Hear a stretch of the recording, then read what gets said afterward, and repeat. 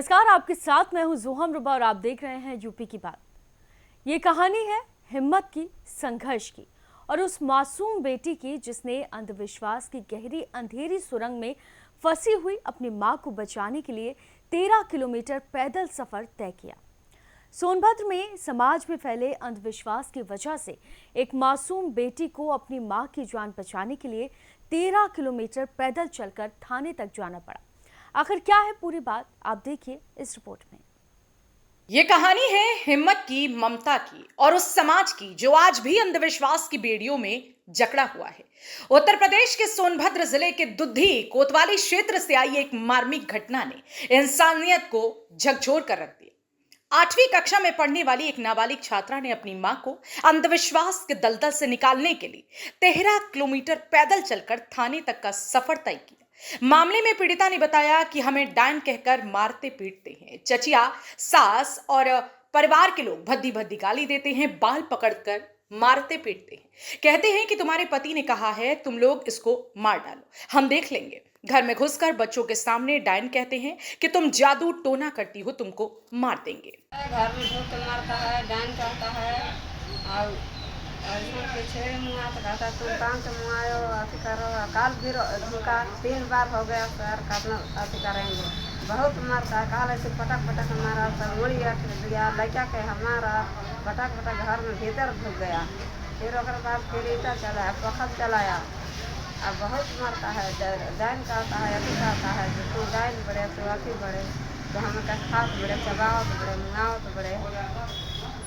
हमारे समान के दैया कहता है। 3-4 बार हो गया, अपना संग सर जी बहुत सहते सहते हमारा बच्चा 3 गो लड़के लड़की है, लड़का नहीं है। बहुत हमारा संता रहा है सर जी, अपना सहेंगे, अत्याचार हो गया। 3 बार हो गया घर में ढुके, दारू पी करके सुबह से घर में ढूक ढूक कर मार ले बहन। 3 दिन भर दारू पी के आना मारता है, अभी लगता है।